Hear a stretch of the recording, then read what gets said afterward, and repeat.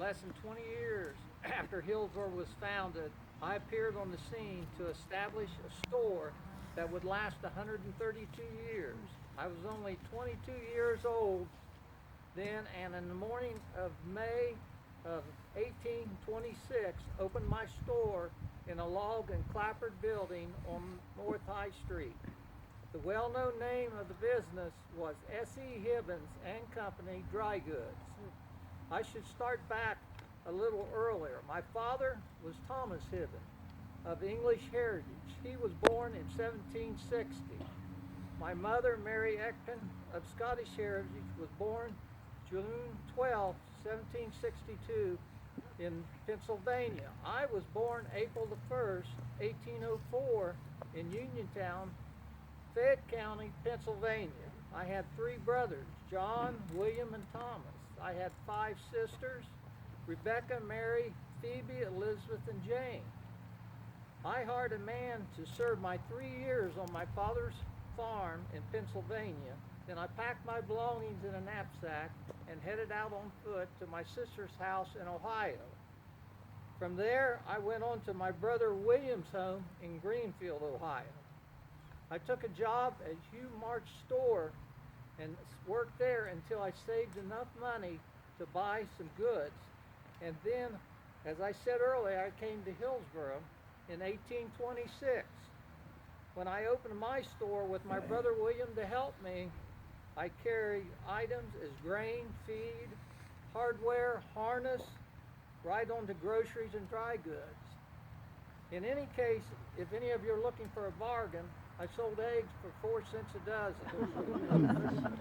While in Greenfield, I met and married Margaret Galloway in March of 1827. Margaret was born in Gettysburg, Pennsylvania on September the 2nd, 1802. Together we had 8 children. Embarking on a business in a young town was a bit risky.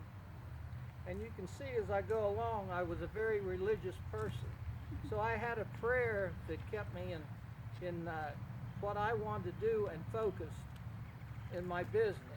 And I want to read that prayer to you now.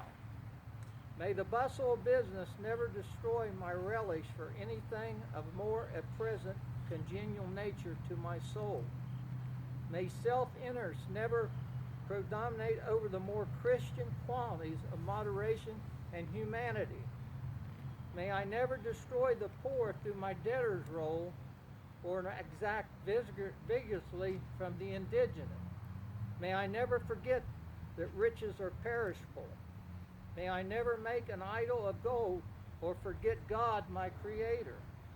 May the Father of mercies guide me through the rough path of life. For myself, I'm very sensible, but I'm incomplete to encounter its difficulties. By the time I was 47 years old, I was described in a biography for the Ohio Senate as light build, weighing 140 pounds, 5 feet 9 inches tall, and of dark complexion. What pleased me the most was being described as a gentleman of the old school, plain and polished. I was of the Whig Party and somewhat of a conservative. I was described further as having been an intense anti-slavery man my whole life.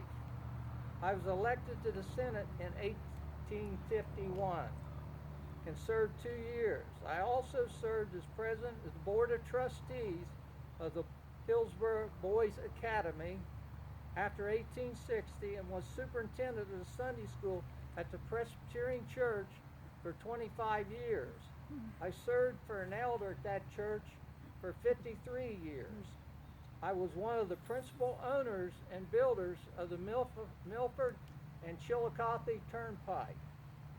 At the risk of blowing my own horn, I must say the accent used in our community was often as honest as Mr. Hibbin or as good a man as Uncle Sam Hibbin.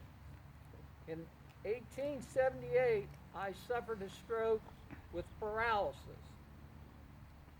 My wife passed away in 1881. For the next 7 years, I was pretty much built, my daughter, I lived with her, Elizabeth, in the last part of my life. She took care of me. I passed away on February the 25th of 1885. In my obituary in the Highland Weekly News, it was written, he was noted for his early and pronounced anti-slavery sentiments and was a zealous friend of temperance, education, public improvement, and every enterprise calculated to promote public welfare. Amenable and gentle in disposition, modest and unobtrusive, he won the respect of all by his true Christian life, and perhaps no man in our community exercised a greater influence for good during his long career and active career. S.E. Hibbins Company continued to operate long after my death, and doubtless many here this evening might remember the store. It was the oldest continuous enterprise operated by members of one family west of the Alleghenies. I'm glad to be able to share my story with you this evening and appreciate you being very attentive to what I had to say. Thank you.